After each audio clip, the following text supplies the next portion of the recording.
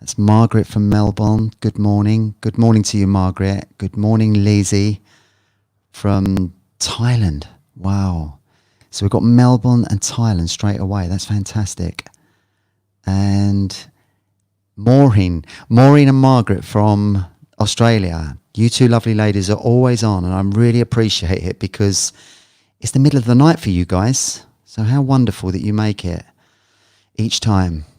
And Margaret and Maureen, please talk to each other because you two lovely ladies are in the same neck of the woods and you're both equally lovely.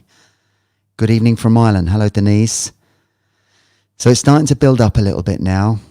And I'm going to have my special guest sitting here in a few moments. So just wait for it to get going a little bit and then we'll bring him in. And it's been a good week this week. Really good. And hello, Jera from San Diego. Sunny San Diego. Hello from sunny Portugal. I'm here in Lagos and it's beautiful. Hello, Regina. Great to see you as always. Milicia from Croatia. I hope I pronounced that right. Elaine from Spain. Well, that's got to be, isn't it? It's the only place you could come from, really, with that name.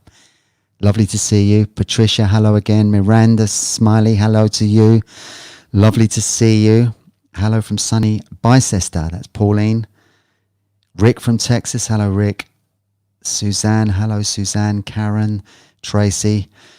Okay, now the numbers are building up. Shall I bring in my special guest this week? Okay. I could do it as well with a bit of fanfare. Do you want a bit of fanfare as well? I don't know if he heard me. So, yeah, that didn't work. Showbiz, eh? What can you do? So here we go. It's building up. Here we go. Here he comes. Oh, wrong one. That was the one. There he is. This is, as many of you will know, this is Lee, my oldest son. The oldest of my crystal children. This is what he tells me anyway. The two younger ones are definitely crystal children from a higher dimension. He claims he's one of them as well. I don't know about that. So hello, Lee. Great to have you on here. I know that I've mentioned you a number of times. Yes, I've been told actually. On the podcast, on the webinar. And a number of people here who tune into this have been working with Lee because Lee qualified as a hypnotherapist not too recently. He's got a bit of experience now under his belt, but he qualified in the last couple of years and he's doing really well. He immersed himself in the studies and he's taken to it like a duck to water and he's working with a number of people at the moment and getting great results. He really is. I mean, I've been saying it, but Carolyn there is a fan of Lee's. Carolyn, yeah. More a fan of Lee's than mine, I think, you know. So, so Lee, I wanted to ask you, what's your earliest memory of hypnosis? Well, first of all, thanks for the introduction. That was really, really nice and very sweet. You're welcome. My earliest memory, I always realised that hypnotherapy was very powerful at creating change within ourselves. And I'll tell you a story. I remember when I was 6 years old, I can remember it so well. And I started judo, and I didn't have brothers at the time, and so I was an only child, so I was a little bit fragile at 6. And I remember starting, and you hypnotised me to get used to throwing people and getting thrown myself. And when I look back, it was like a really kind of big thing for me, like a big step. And you induced a lot of hypnosis at the time for me to feel very brave, courageous, and get used to feeling in those uncomfortable situations. And I can remember it so well. And I can remember being in a line with all the kids, going out, doing the competition and getting graded at the end. And everyone come up to me at the end and said, "You done so well." And I kind of didn't really notice consciously what I'd done different. Do you know, I can remember it so well because it was a big deal. You know, Lee was only 6 at the time and he was learning judo and he loved it, but some of the things you had to do to get the next belt and the qualifications were a bit tricky. And so I just learned hypnosis. I was a hypnotherapist early part of my career. And I gave him, lots of cues and suggestions. And it was actually you and Oliver, wasn't it? Yeah, of course. Oliver's Lee's cousin and my nephew. And they were both doing these tests, and I would give them cues that as soon as they had to perform, they'd be really strong, really super confident. And I remember it. I can still remember it now. You and Oliver jumped out the blocks, and you were so I remember coming out with like real kind of courage that I'd never had before, because I think I was quite sensitive as a child myself. Yeah. And I was a little bit smaller than the other kids as well, but coming out, I felt this real kind of surge, and it stayed with me forever. And I also remember for the grading, a lot of the Japanese words, I remember still to this day through the hypnosis. So it always stayed with me, and I always knew how powerful it was. And to apply it into my life to induce more of what I want in my life, I've always done. And, equally to that, letting go of what we need to let go of. You usually find with a lot of types of therapy, sometimes they focus on just what you want to let go of, but not the future. Some of them focus very much on the future, but not wanting to go back to the past. But I'm very much a part of both camps. I think they both have their place, and I've always kind of worked that way, and I find it serves me well. The amazing thing with that is, I remember that really well, that thing, and it was so profound that when you responded to those suggestions when you were 6, the hypnosis that I gave you and Oliver, that even one of the parents said to me, what have you done with those 2 kids? They actually commented on their focus and their discipline, and you leapt up, you got the orange belt really quickly. I can remember it so well. So it was a really great start for Lee, and that was his introduction to it, and you were always susceptible. Children are susceptible to hypnosis, but more gentle hypnosis where it's metaphors and stories.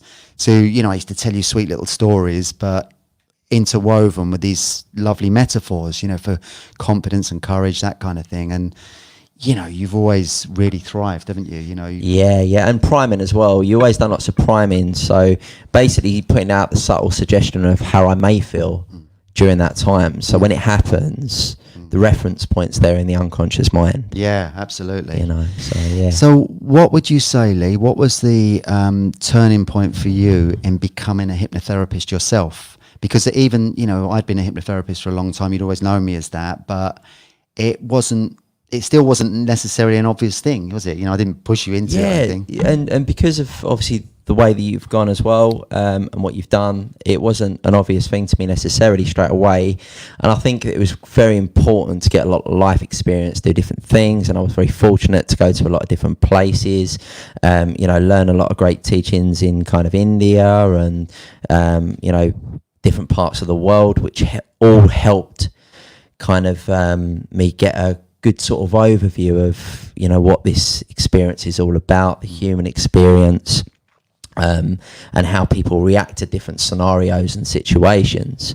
So for me over the years, I always kind of knew there was a big importance on us kind of clearing our own path going forward. And it's very important for us to do the work on ourselves that gives us the best chance at creating a happy future.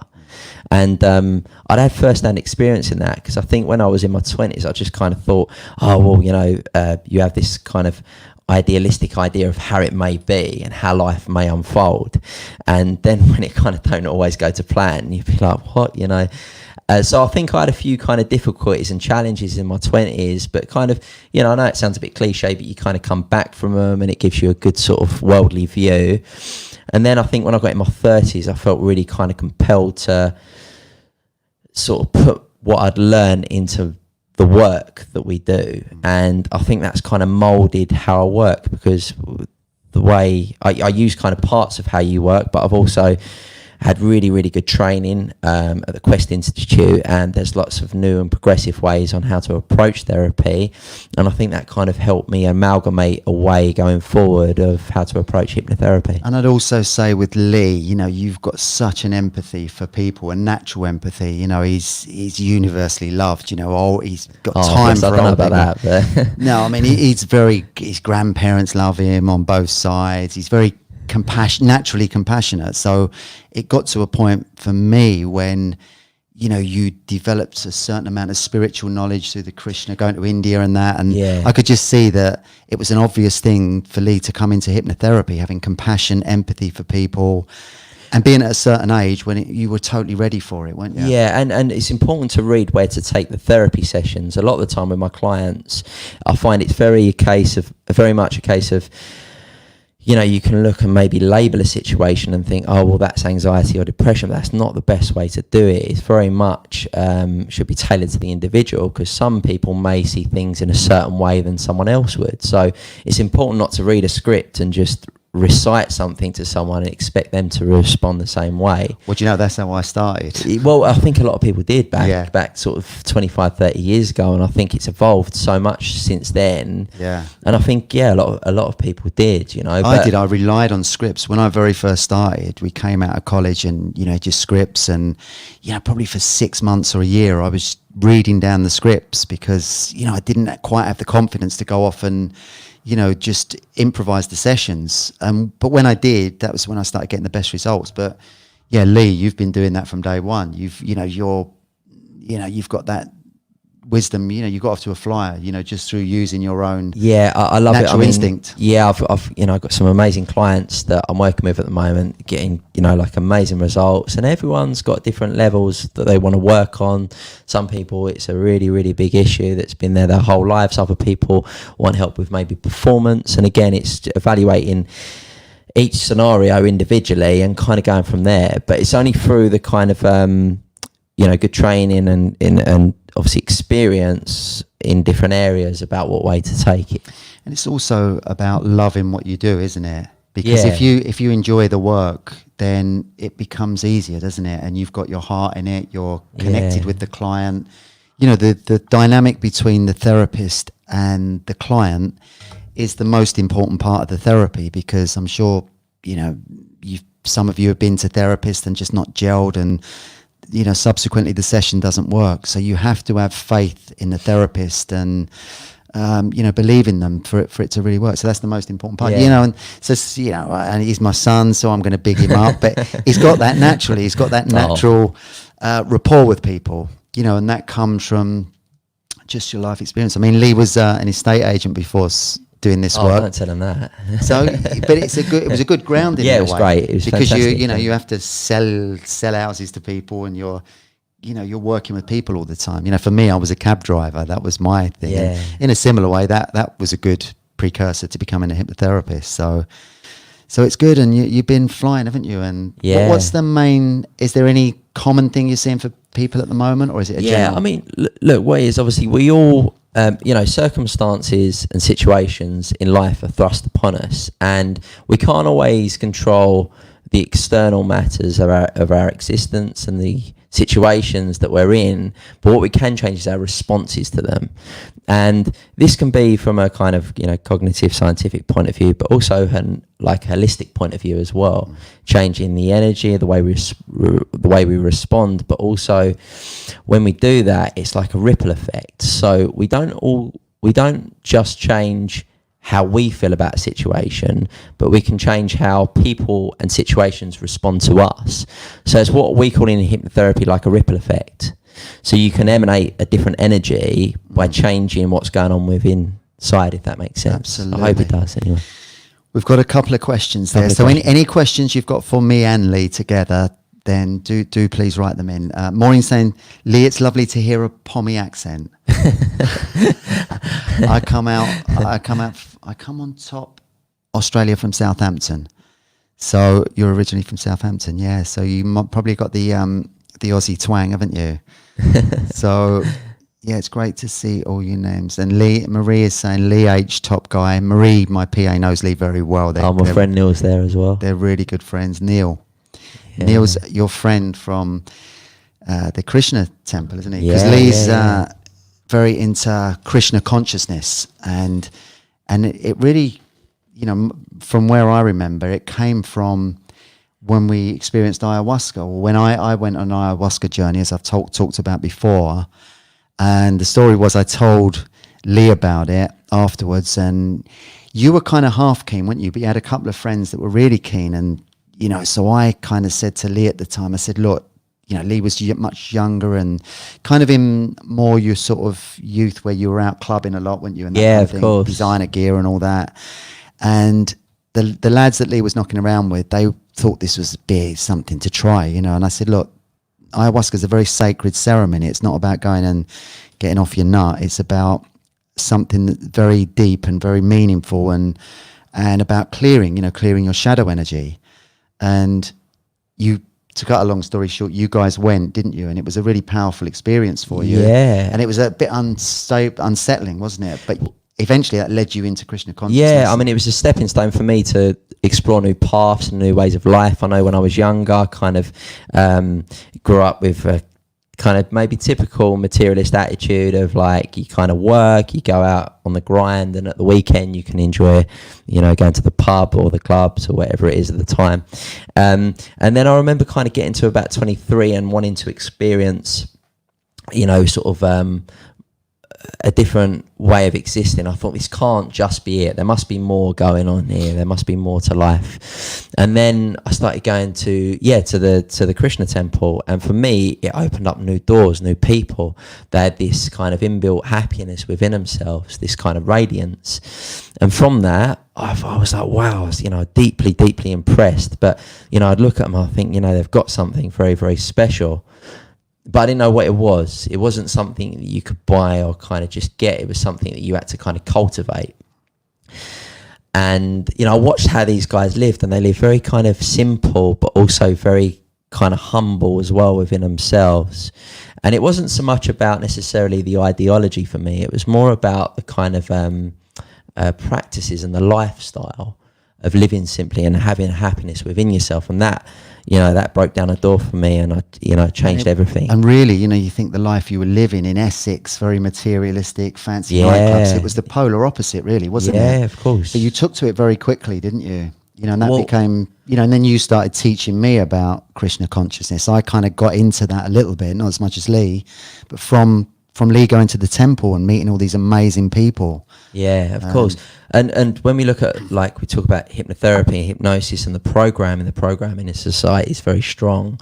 You kind of, especially through school, you're taught to have certain aspirations and stuff. And I think when I got older, I was a little bit kind of disappointed by that, because I just didn't necessarily feel that was going to bring me the happiness. It was like almost like something that you aspire for and you strive for, but at the end of it, you really get that substance. And I think when I got into more spirituality and self-development and kind of learning to connect with from within, it brought me a higher taste. Brought me a higher taste. And I'll just say one thing as well. I think it was a Buddha quote, above all else, seek good company. And I think that I was able to really get that. I was able to get the right association, the right mentors to lead me on the right path. And, thanks to a lot of the people there, they kind of really got me on the right path, And it was amazing when you did really get into that, because, I would, all of Lee's life, I'd kind of been his teacher as his dad. And then suddenly he was teaching me, because he was immersing himself in this really deep, sacred culture and knowledge and philosophy. And, he was telling me things, and I was like, then, the role switched, and he became my teacher. And it's lovely, it's lovely where he's at now, as a therapist, and, bringing all that knowledge that he's learned very naturally from, the philosophy from Krishna consciousness. It's been a great journey. So let's have a look. There's a couple of questions coming in. So that one says, hello, Glenn and Lee. I wanted to ask you what you just touched on, talking about Lee's ayahuasca experience. So, when you're clearing and get some repressed memories and anxieties coming up, they make you have a massive wobble. What's your advice for getting through this? I mean, I'll just say that when those things come up to the surface, you have an abreaction. It's almost always a good thing. Even if you feel completely ungrounded, out of sorts, you're drawing a unconscious memory back into your consciousness for the first time, and all the emotions associated with that. And it can knock you off balance for a while. But what it does, it lightens you up. You're actually taking out that old program. So it's a really good thing. Even if you feel unsettled, just roll with it, and maybe don't do so much if you're going through that process, and just allow it to, play itself out. But it's a good thing when it happens. Abreactions are always good. That's really well put. Yeah, so what are we saying? Ali is saying, Lee, my vegetarian food, homeopathy, crystals and chanting makes sense to you on your journey. Finally, Ali. So that's Ali, my lovely ex-wife, and she, you know, was an amazing role in Lee's life when you were young.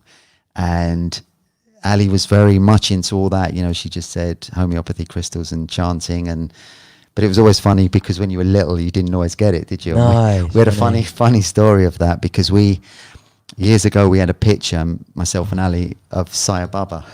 And Lee wasn't cool with that being on the site at mantelpiece, you know, and it's quite ironic that you're very immersed in Indian culture and philosophy and wisdom nowadays. I was drawn to it later on. I used to say, tell your friends he's your Indian uncle, you know, that we'd get away with that. But yeah, it's funny. Everything goes full circle, doesn't it? And yeah, that's the way it is. So what else have we got? Any other questions? Can you share more about your experience with ayahuasca at some point? Yeah, I mean, I love talking about it. I really do, because it's one of the most amazing things that I ever experienced. And, you know, it pushed Lee forward. It took his spirituality to another level in that one session. And so I'd experienced it, had the most amazing, incredible experiences with it. And it was, you know, the important thing to remember is if you want to go for that, if it's calling you, the shamans say the medicine calls you. If it does, then you've got to find the right people to go with, you know, the right group, the right lineage, you know, so the medicines come from the right place in South America, and the people that have given it to you are from, you know, a good background, and the medicine's really strong. You know, that's the other thing. I've been to other ayahuasca ceremony groups out here in Spain, and they're not so good because the medicine's weak and they're commercial setups. So it's important to find the right one. But, you know, when I first did it, I had amazing experiences, and it was hardcore though, you know, really dark at times, because you're experiencing really aspects of your shadow that you don't even know that are there. They're out of your conscious awareness. And you literally, when these things come up in you, you vomit and you purge them out. And it's hardcore, you know, so it's not a journey for the faint-hearted. You've got to be totally ready for it.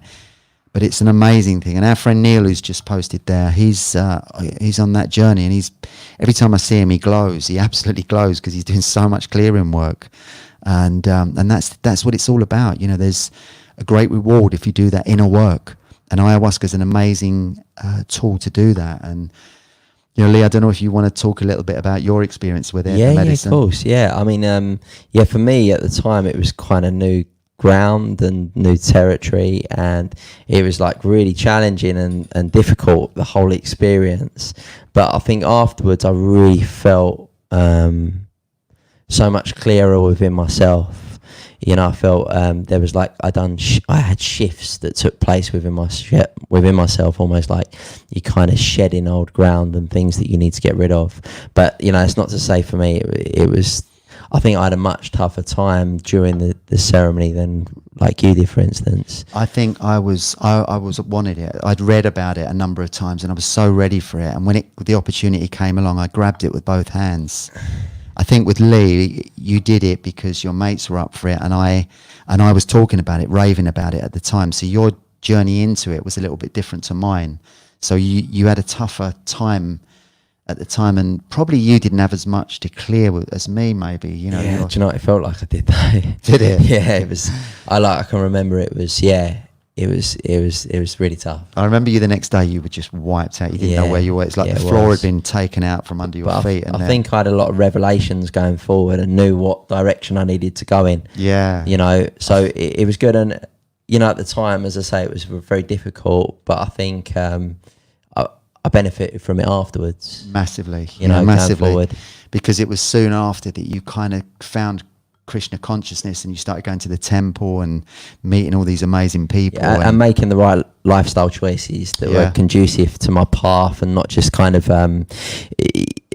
not just part of like the kind of illusion of materialism. Yeah, doing what you've always been conditioned to do, or what you think you should do, or what your friends do. Yeah. That's quite important at that age, right? Lee always said to me, he grew up in the vainest part of the world, in Essex, you know, and So to go from that lifestyle, you know, the sort of Nikki Beach in Marbella or Essex and all that, yeah, they've made TV programs out of it, haven't they? And to go from all that into Krishna consciousness is a bit of a leap. Yeah. But, you know, your soul will be eternally grateful that you made that move because of the life that you've stepped into now. And, you know, you're building an amazing career for yourself. You're helping people and, you know, you're loving it, aren't you? Yeah, absolutely fantastic. Yeah. So, yeah. And I can say, you know, I say it every week, but he's, you know, because people that he's seeing are messaging me and saying, I'm getting really amazing results with Lee. So if any of you have got any anxiety issues or struggling in any way, you know, check his website, leeharrold.com, and it's all there. You can send Lee a message and obviously doing sessions on Skype at the moment. You know, that's the way, isn't it? But you know, that was something I did now and again when I was starting out, because, you know, I used to see clients face to face, but you're getting equally good results. Yeah. I mean, you're getting better results than I did when I started out, without a doubt, because, you know, I think you're more ready for it than I was. You know, I was hungry for that career, but I had a lot more to clear. I think, you know, my background was quite different to yours. But it's amazing, you know, when you put the effort in, you get the results. Yeah, and not only that as well, you know, the sessions can be really good fun. You know, as I say, it's different on the individual. I do something very different every week. And, you know, it's very kind of, you know, sometimes it depends what you're doing. Whether you're doing a lot of the clearing work, sometimes that can be challenging. But what we're doing a lot of the time is creating the solution state of what we want more of. Right. And when you're creating the solution state, I think that's when you can kind of really get the sort of amazing feeling and really kind of buzz at the end of it. Yeah, the feel results. good. Yeah, top absolutely. results. Because it's both equally as important where you need to put your energy. Yeah. So, yeah. So let's see what the questions coming in. So Lindsay saying, hi Glenn, I so enjoy Friday afternoon, your YouTube chats. Your life seems so interesting. You have helped me through tough times over the last few months, and your meditation apps. That's wonderful to hear. I never ever get fed up with hearing that. So, you know, it's the nicest thing, isn't it? You know you're getting it now. You're getting the lovely feedback, you know, because there's no greater feeling than when somebody moves forward in their life because of a therapy session that you've been involved in, or they listen to a recording. You know, it brings out something very altruistic in me, certainly, you know, and it does in anyone, doesn't it? Yeah, you know, of you get that. It's an amazing feeling. It uplifts you when you've helped someone. You know, if you do it in life, you just help someone in life. It's just a lovely thing. You get equally the buzz from that. So it's so good, isn't it? And AJ is saying, how to overcome past trauma. Glenn Lee, please suggest a spiritual way to clear it. Making hypnosis on past trauma would help a lot of people to be in a flow state. So what would you say to that, Lee? Someone with a past trauma? I mean, I just say, you know, past trauma, it depends on how big it is and how deep it is. You know, some past traumas you can overcome, listen to the recordings. Other past traumas might need 10 therapy sessions. You know, it really depends on what it is, where it's come from, the root cause. But generally... And on a spiritual level as well, obviously, you know, there's many different paths and practices that you can take that I've explored over the years, and some really resonate as well with me particularly. And, you know, I've got friends, for instance, that resonate with other kind of practices. So I'd say always kind of exploring and keeping an open mind on philosophies and practices are important, and then from that you can kind of formulate what works for you. Yeah, because there's loads of different therapies out there. You know, there's NLP, hypnotherapy, kinesiology. There's loads of different things, and you know, it might be one of those things is the right thing for you at that time that pulls you out the hole. You know, but I think always keep the faith, you know, never lose the faith, because any problem, you know, most of these problems, especially traumas, are learned patterns of behavior. You know, you didn't have them as a baby when you were first born. You've learnt them as you've gone through life. So just know that you can get over them. You know, as easy as you've taken it on board and it's happened to you and that trauma was created, you can get rid of it. So, you know, whatever you're going through, whatever struggles you've got, just know that there is a solution out there. And can I just add something to that as well? Yes, just come to me actually that like when I think about maybe 4 years ago, for instance, I went through some like difficult times, and I know, you know, all of us do. We all have challenges, and at the time, I couldn't necessarily see a future at the time as much. Not like drastically, but I was just kind of dealing with the problem or whatever it was I was going through. Now, fast forward sort of 3 years, I'm kind of feel very relaxed in life generally, and I think a lot of the time that's come from the work, whether it's the spiritual work or the hypnotherapy, all these different things that have helped me now benefit from the rewards of that. So I think, and something I always kind of induce into my sessions is keeping hope at the center of things, and the curiosity of what that can bring. Does that make sense? Absolutely. Yeah. So hope's very, very important. Yeah. Because, look, we've all heard loads of people say it over the years. It is true. You can kind of really break through situations. I've got certain clients that maybe I've seen for sort of 5-6 sessions. Boom. There's a moment where they have like almost an epiphany. Yeah. It's from that comes a real sense of freedom. And it's that, sometimes you get those breakthroughs in sessions, don't you? Yeah, And light bulb moments, they call them. Yeah, you don't always have it in the first session. Sometimes you do, but when you get it, it's the breakthrough moment. And then suddenly they peel off those layers of the onion and, become lighter. But, as I've said before, that for me is a journey. I'll be on that journey until I'm 90, continuing to clear. Because I've benefited so much from the clearing I've done in the past. I want to continue to do that. And that's the key. And someone's just said, EMDR, which is eye movement desensitization, reprogramming. Is it reprogramming? I can't remember that R. But I haven't used that for a long time. But it was something I used early on in my career and, midway through. And, I used to do that with clients. And sometimes it would work a treat. And it's literally where you hold, you get them to focus on the trauma or whatever it is, and you hold your fingers in front of their eyes, and you get their eyes to follow your fingers, and it helps to reprogram their mind to overcome the trauma. And I used to use that in my therapy rooms back in the day, and with some clients it would work amazingly with, and others not so much. So I would learn to, adapt. If I saw that it we weren't getting the breakthroughs with that, I'd adapt the session and I'd do a regression, break it and do a regression. So I think as a therapist, you've got to be fluid and change direction if something's not working. Definitely. And recognize it quick, that was the thing. But there's all these things, there's so many things you can do to, get over anything. So hope is always that thing, you know. And life is challenging, at the moment, still lots of crazy things. I mean, Lee, this is the first time I've seen Lee in 6 months. It's the longest I've ever gone in his life without seeing him, because he was back in England, and he's only just been able to get a flight out with Cavi, his girlfriend, and they've been out this week, and we've had an amazing time. We've had the best time ever, haven't we, this week? We've been out on boats twice. Yeah, it's been so much fun. So we've hired a boat a couple of times, and we've just been out in the ocean here in Portugal, and it's just been a blast. But we've got football tonight as well, haven't we? We're going to football after this. It's the over 50s football. So I've told the guys he's over 50, but he just looks well on it. So he'll be dribbling around all the old geezers now and scoring all the goals. But we're going to that. So this is Lee's last day. We're gutted. The 2 boys downstairs, my 2 little ones, absolutely love him. They're in his bedroom every morning early on, and they're chatting away in there. So they're going to be really disappointed. But it's life, that's the thing. Thank God we've got FaceTime. We FaceTime 2 or 3 times a day when Lee's back home.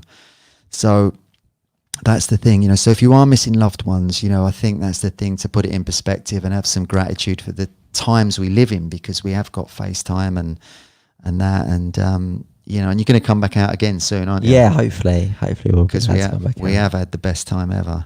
Yeah. Excellent. So hang on, 3rd time question. So I've got to answer this one.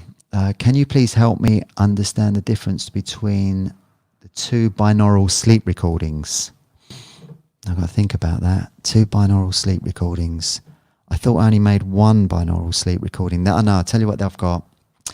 I've got 1 sleep recording that's binaural, and then I've got a lucid dream recording that's binaural as well. So there is quite a difference actually between those 2, because on the binaural lucid dream one, I encourage the listener to get into a lucid dream state. And when you're in a lucid dream state, you can actually take control of the dream. and you can find solutions to problems in that dream state.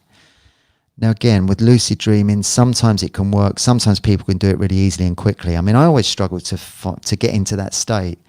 You know, I can't do it automatically, but some people have got that natural gift where they can just go into a lucid dreaming state very easily and naturally.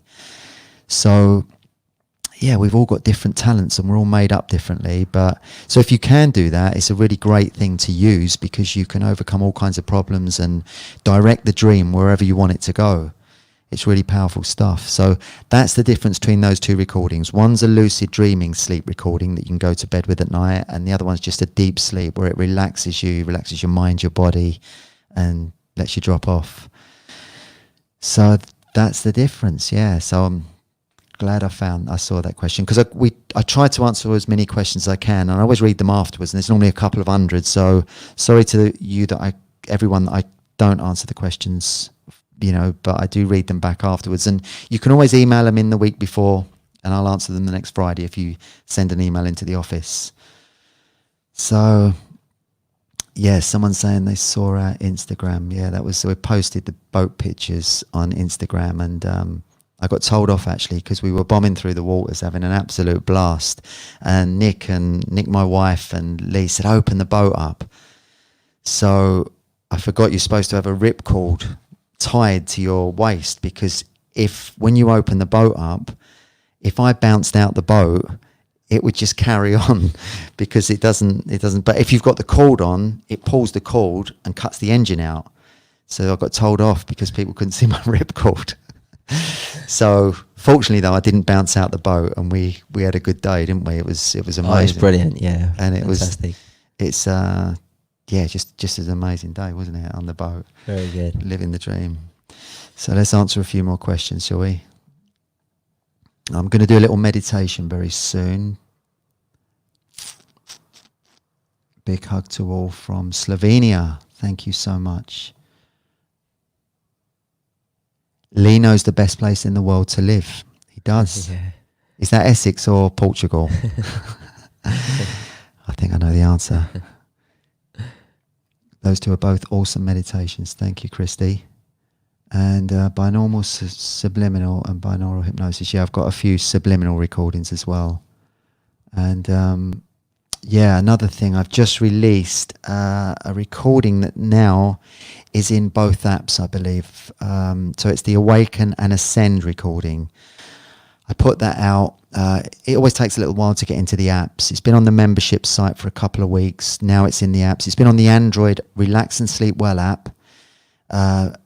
Awaken and Ascend. That's a lot of people have been asking for that recording. And on iOS, the developers just released it. Phase released the app.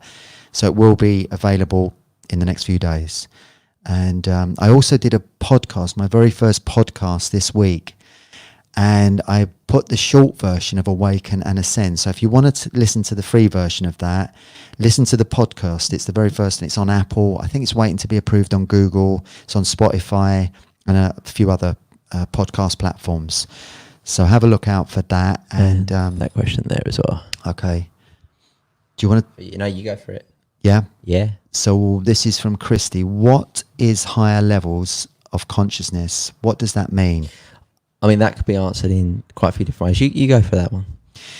So I would say that higher levels of consciousness are where you experience life in a different way to how you normally would, in that you can see things from a different perspective. And it's almost like you're seeing the world and all its problems from a more spiritual perspective. So you're almost like you're detached and you're seeing it from a higher consciousness. Maybe you can explain that better than I can. That's good. That's it's very, very subtle. I think sometimes when you can shift your consciousness, it's so subtle outwardly, not a lot's changed almost, but a lot of the time your responses and how you feel about a situation is different. And you're more sensitive, aren't you? That's the thing. More sensitive, so therefore you are more aware as well. For instance, you've got the different frequencies and stuff like that from electronics and stuff. Just because we can't see them, it doesn't mean that they're not there necessarily. Yeah. So we can perceive things in a different way that's so subtle, it can change the human experience. Yeah, and it does. When you've got that high level of consciousness, and you get that through, dietary choices, exercise, what you watch, what you read, what you look at, meditation, all of those things will help you to have a higher level of consciousness. And I always remember with you, actually, when Lee had been out with the Krishna guys out in Hungary, and they'd been chanting in the forest. And I remember it really clearly because you phoned me up and you were absolutely buzzing, because he said, Dad, I've just had this taste of the nectar. And the nectar in Krishna consciousness is that higher consciousness. It's where you're out of your mind, you're out of your body, and you're just in this spiritual form almost. Yeah, so it was like a form of meditation, and it was quite early, and it creeped up on me because I wasn't necessarily expecting it. And I kind of felt this kind of new euphoric joy and bliss that was kind of beyond anything that I'd experienced before. And it was so amazing, I wanted to hold on to it, but it didn't stay there. That's Jim Carrey, that is your nickname. Yeah, no. Do you know what? And it was so weird because I always assumed that I'd be able to get it back, and it never quite come back in the same way. No. So maybe there's things and lessons within that, Yeah, maybe if you're a Swami in India and you're immersed in meditation for 16 hours a day and you're fasting, you'll be in that state all the time. But I think for us mere mortals, you have little tastes of it, and I've had tastes of it. When in ayahuasca ceremonies, I've had absolutely blissful experiences where I feel like I could burst into tears. I probably did. It's like that euphoria, that you're in your heart energy. Your heart is wide open, and you feel love and compassion for all things, all people, all animals, everything. You're just in a state of pure bliss. I think that's it, isn't it? And a good example of that would be a shift in consciousness. That's it. From your kind of everyday state of experiencing of the fear, the anxiety, the day-to-day stuff that comes up, and all those thoughts, the mental chatter and the worry, that kind of thing, into that state of pure bliss.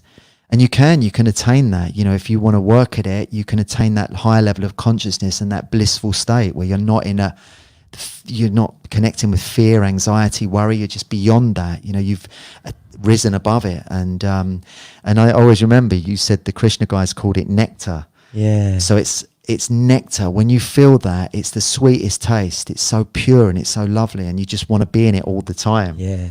But our real life is not conducive to that, is it? So we're living a life, but when you taste it, that's the inspiration. You want to feel it more and more. And maybe we'll get it at football tonight if we bang in a few goals. So it's a state, and you can work on it. You can work on that to experience it. So should we do a couple more questions, and I'll do a meditation? Where are we going? Margaret is enjoying being on my membership site. Thank you so much. It's lovely to have you. It really is. And I kind of get to know the people there that, because we're going to interact a lot more. I'm trying to get a setup there so that I can send audio messages, so people can message me there, and I'll just send an audio message back. But we're working on the tech on that. And Laura is saying, are there any recordings or types of recordings that are too dangerous for some people? I don't know. It depends on, everyone's different, aren't they? And, in one-to-one therapy sessions, you very much tailor the session and for the client. Evaluate the situation, Evaluate the situation, the depth of trauma, that kind of thing. With the recordings, I always wanted to make them safe first and then effective second.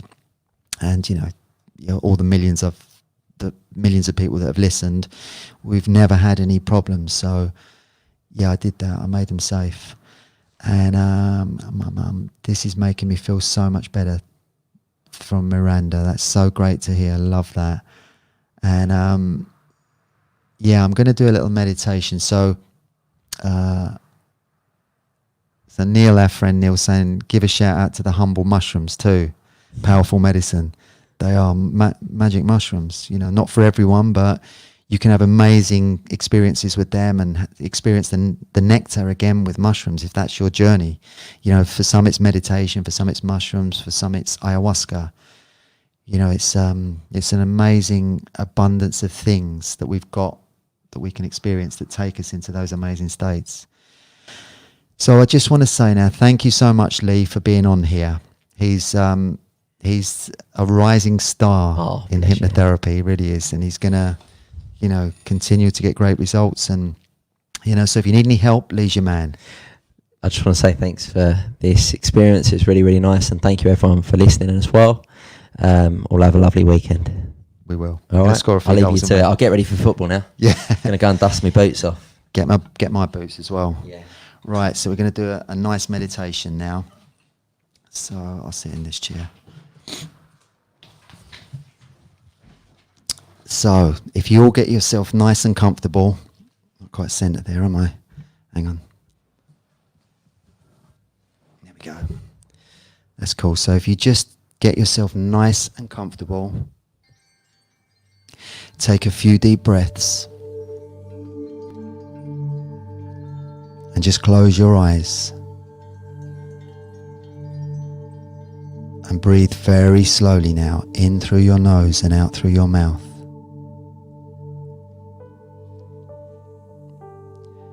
And just clear away any unwanted thoughts now, as there's nothing for you to do. Nobody wanting anything at this time, as this is your time just to let go and drift down into a very peaceful state.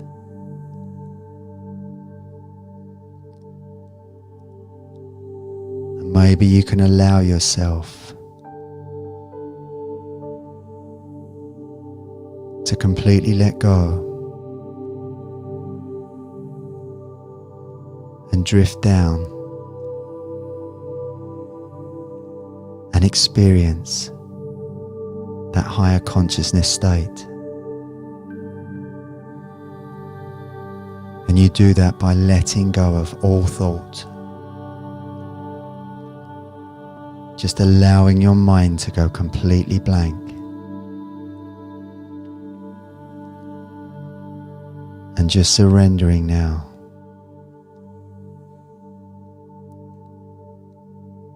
So feel yourself letting go completely and floating down.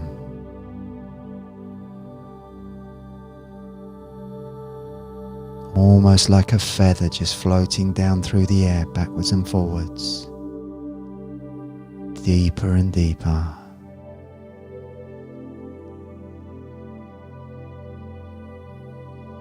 Nothing to do now. Just let go.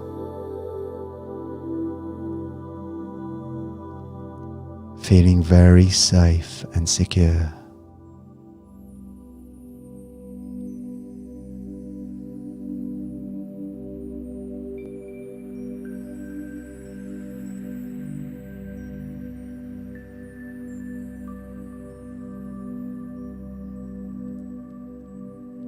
You can just imagine now that you're surrounded by this pure white light.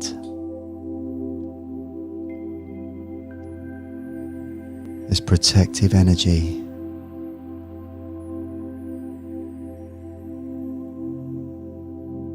So you feel completely cocooned and held in a very safe place.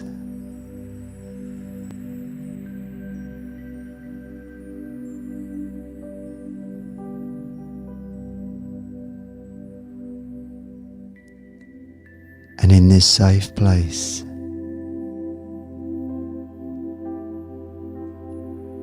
you can let go of any fear, any doubt, any anxiety.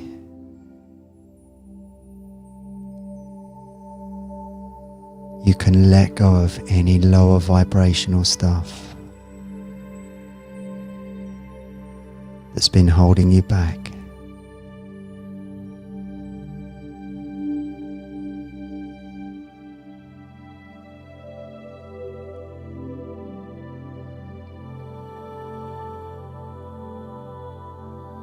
And rise above all that now.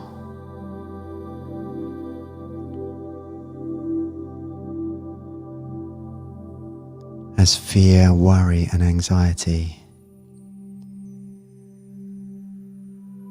is not a part of your divine journey.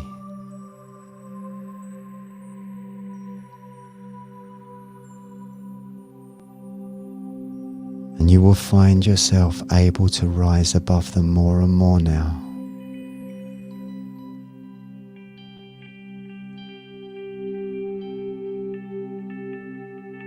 By raising your consciousness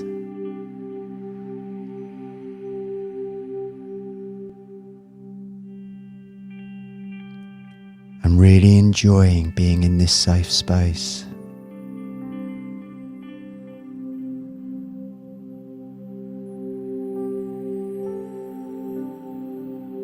Just continue to breathe away any fear,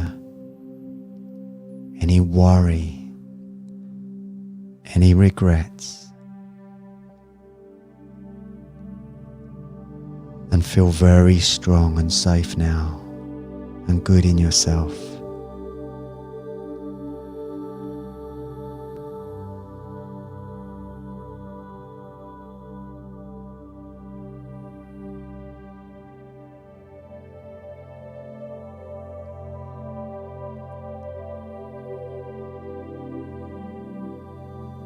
Just allow your mind to go completely blank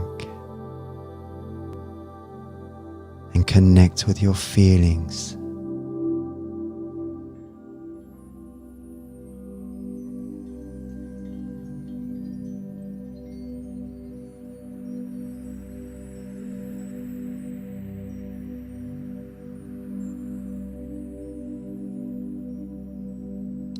Allow your feelings to release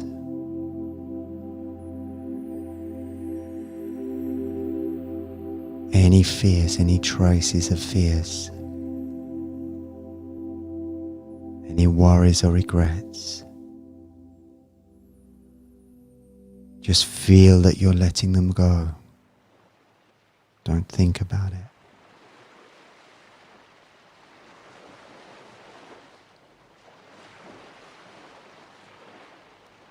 And now imagine the waves just washing them away forever.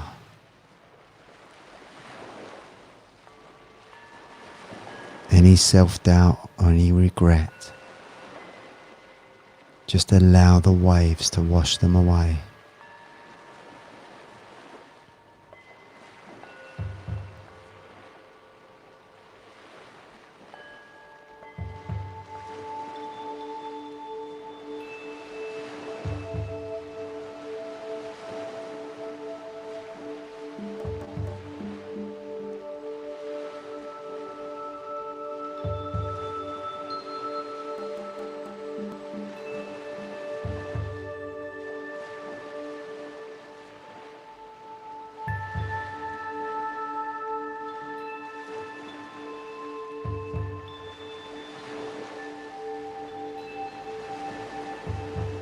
And just know that you have so much potential inside you to really grow and develop spiritually, to raise your consciousness and live a much more fulfilling and rewarding life, where you live out your dreams and achieve many goals, as you deserve that. You deserve an abundant and happy life, and all the good that comes with that. That's your true divine purpose in this lifetime.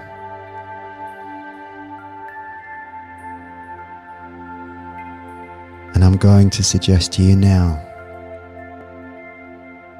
that you will take more and more steps towards that kind of life. The life that you truly deserve, without anything holding you back. You will find the right opportunities come to you at the right time. And you meet the right people at the right time. And doors open up for you very easily and naturally.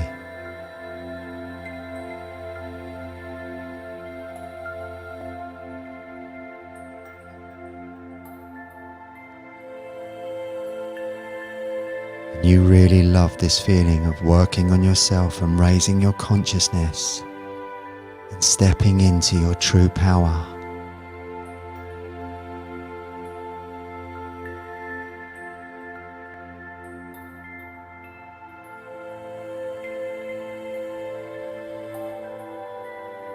And you will feel stronger and stronger in yourself.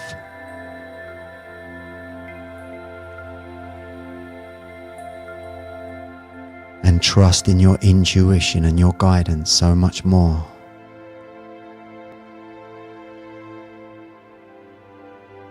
And feel bolder and more courageous. Being able to cope with the ups and downs of life with more strength and more self-belief.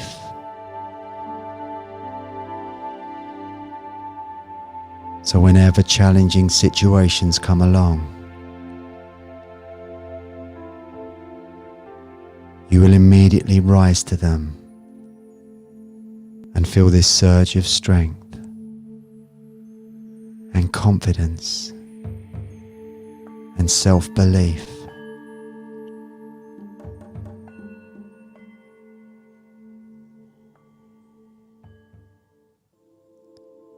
This will be your way forward now into a more abundant, happy life.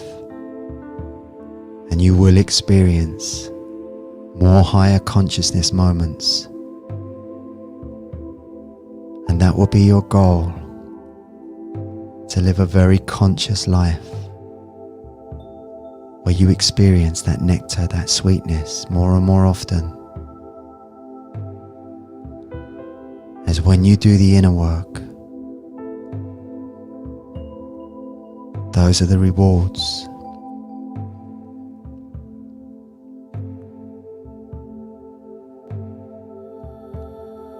So just allow all of these thoughts and feelings to sink deeply into your unconscious mind. Absorb them. Let them resonate through every part of you. So you continue to shine and go forward and be more creative and more inspirational. And in a few moments now, I'm going to slowly count up to 10. As I reach the number 8, you open your eyes. At the count of 10, you come wide awake. So ready now. 1, 2, 3, you're waking up. 4, 5, 6, waking up now. 7, 8, open your eyes. Open your eyes. 9, 10, you're wide awake. Wide awake, you lovely people. And here we are. I brought the music down. I'll bring it up a little bit because it's nice in the background. So I hope you all enjoyed that, and you enjoyed seeing Lee, my son. As I said, he's going back home to England tomorrow, and I'm really gutted. I miss him so much when he goes back. But hey ho, we got FaceTime, and yeah, it's that's the thing, isn't it? That's one of the challenges of this lockdown, that we can't always be with the people that we love, and limited access. But you roll with these things. It's life. Life throws up all of these different things, and now more than ever, you just got to roll with it, haven't you? And make the most of it, and be as positive as you can.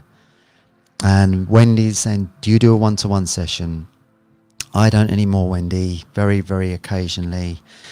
But Lee Boy, who was here a minute ago, he does them and he's the man. He's getting great results. So leeharrold.com, you know, he's charging £50 a session, so which is a really, you know, great price. So if you need help with anything, Lee's your man. And yeah, thank you all. Thank you all for being here again. You know, I love seeing the same names each week, and it's a joy. It really is. I do. Yeah, it's great fun, and thank you. Just caught the meditation. You are amazing. This is a special treat. So here are the other crystal children. The three of them, the three crystal children. Eden, come here, son. So this is. Do you want to get on the chair? Come on the chair. Sit on your lap. Yeah, go on then.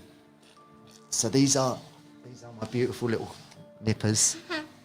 This is Eden. Come over here. Mind your fingers. So there's lots of people watching this now, and they can see your lovely little faces. Right, hold your head up. There we go. Let's put the camera down. So what have you been up to today? Watching True. I was Come over watching True. And I'm watching. You was what? I was watching True, Dad. I Was you? That. That's a microphone, so no screaming down it, all right?